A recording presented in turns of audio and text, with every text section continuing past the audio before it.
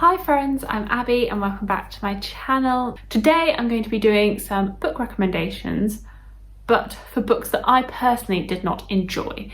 And now, just because I didn't enjoy them doesn't mean that I don't think they should be read and loved by many other people. The reasons that I don't like them might be reasons that you will love them.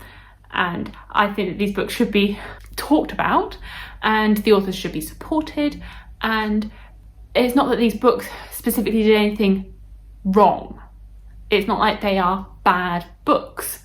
They just didn't fit with my tastes. Whereas I do think they will fit with a lot of other people's tastes. So I think it is worth them being recommended. So the first book on this list is Rage of Dragons by Evan Winters. So I read this last year and we read it with quite a few friends, and it was a very divisive book. So some of us really didn't like it and some of us really liked it. And I think the reasoning behind this is to do with the main character and whether you can root for him and his motivations. And if you can get behind Tao and him as a person, his motivations, what he embodies, if you are happy being in his head, then I think you will like Rage of Dragons. But if you don't like Tao, then you are unlikely to like Rage of Dragons. I think as well, if you really enjoy like training sequences and learning to fight and those scenes, then you will have a higher likelihood of liking this book. I mean, I generally like those scenes, but there was too many of them. There was a lot of training sequences. So if you really, really like a training sequence, then Rage of Dragons is probably for you. I do also think that if you like Red Rising, then you will probably like Rage of Dragons. I don't know, in my head, I feel like those two books go hand in hand. They really don't, because Red Rising is a sci-fi and Rage of Dragons is a fantasy. I mean, there's not that many like similarities to them. I just didn't like either of them, and I feel like if you like one, then you will probably like the other. It's not like a rule of thumb, but like I have found that has been a theme. So if Red Rising is your favourite book, then potentially Rage of Dragons may be your next favourite book. And also as well, if you enjoy revenge focused stories, because that is the driving motivation for Tao. It is his desire for revenge and revenge on these people for what they have done to him. If you do really enjoy revenge focused stories, then you may enjoy this. One that I read around a similar time to Rage of Dragons and I also did not enjoy was Leviathan Wakes by James S.A. Corey. This is the start of the Expanse series, which is an epic sci-fi series. It's got 9 books in it and the 9th book is coming out now-ish in November. I think that this book has mass appeal. I think a lot of people will really enjoy this series, and I feel like I am not alone in my dislike for it, but I really don't think it did anything wrong, and I think it will appeal to a lot of people purely because it is very action-packed. Like, there is a lot going on. It is like a murder mystery in space, and you're trying to piece together clues and try and figure out what's happening, what's going on. You have 2 perspectives. You have like a space crew and you have the detective, as they try and both figure out from different sides what's going on in this much larger conflict. I think it is very fast-paced. I think there is a lot of draw to it, that if you enjoy a mystery, then you will definitely like this book. I can't speak for the rest of the series, but if you enjoy that mystery, sort of figuring out what's going on, figuring out what's happening, it sort of has elements of horror and the macabre. Like, if you like those sort of genre bending aspects, then I think you would really like it. My issue was that I really struggled to imagine anything. I didn't feel like there was very much descriptions. But I think for a lot of people, if you have watched any part of the TV show, then you have these images that are fully formed in your head from having watched the TV show, so that when people that have watched the show read the book, they weren't realising that there wasn't many descriptions. And as well, I think this may be that I haven't read tons of sci-fi, and so going into reading sci-fi, I don't have like a ground block of what things are going to look like, and so I want more description of what the world looks like, compared to if I'm reading a contemporary book or a fantasy book and I can visualize it a lot easier than a sci-fi. Is that the author's fault? No, it's probably me. It's probably me wanting to be more handheld through the sci-fi descriptions. and it's not their fault or the book's fault at all, but it did really hinder my enjoyment. But I don't think that's going to impact that many other people, so I would definitely recommend it if you are after a sort of sci-fi mystery, horror, action-packed adventure.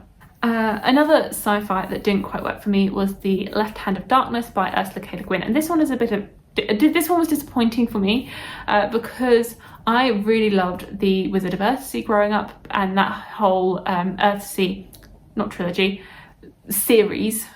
So I had these expectations because I really liked some of Ursula Le Guin's other works.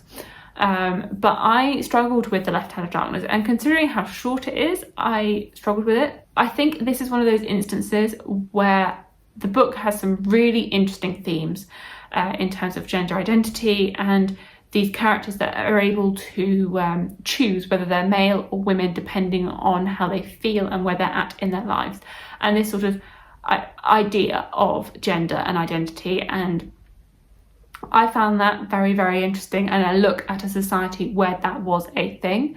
So I think it did explore these themes, this theme, and I think that was really interesting.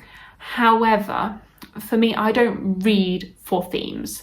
I think themes promote a very interesting discussion, and I think The Left Hand of Darkness does promote interesting discussion. Like, it would be an interesting book to have a panel on, but that doesn't mean that I got enjoyment from it. So it depends what you read for, because for me it felt like there was like the plot, the characters, and then these parts of the book where she spent a lot of time talking philosophically and talking about the thematic side of it. And for me, I just wanted a bit more plot and characters and having the story move along and less time on this philosophical exploration. But that depends what you're reading for. If you read for the themes, and if you're reading for that as opposed to the plot and the characters, then I think The Left Hand of Darkness will really work for you and that you will really enjoy it, because I do think the themes are really interesting. It's just not something that drives me to read. I am driven by my attachment to characters and by what's happening in their world and in their story, not because of a greater theme. So we'll just stick with the third sci-fi on this list, and then we'll move on to some other genres. Just get all the sci-fi out of the way, it appears. The third sci-fi on this list is Sleeping Giants by Sylvain Neuvel. And this one I think will really work if you are a plot-driven reader. This is told in an interview-style format, and you follow these characters that are discovering different parts of a very sort of large alien body. It's going to form like a big... At first they find a hand, and then they find different parts of this body which are going to be much bigger. They are trying to figure out like where this has come from and what this form is, as these parts are dotted all over the world. Now, I think this one has a very interesting premise, but for me it was too plot driven and I didn't get enough characters.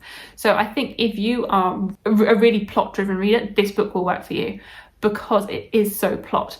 It is so fast paced, and because of the interview style format, it flies by. The book just goes by so quickly because it's just racing along at the pace of these interviews that you don't have, not filler, you don't have any of the exposition. You don't have like the descriptions of the characters. You don't have what the characters are thinking. You don't have any sort of connections between the sentences or the scenes. It's all just each interview put together.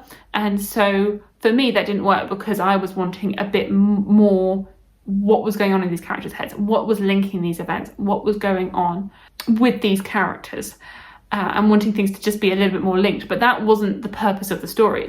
That's a personal preference for me, but the story is told in interviews. That's the choice of the way it's been told. So if you really enjoy that, it's very fast paced. It is a story that definitely flies by and does have twists and turns as it goes along. So I think it will work for a lot of people. Again, I think it has mass appeal. Okay, and then back to some fantasy. One that I personally didn't enjoy was The Goblin Emperor by Catherine Addison.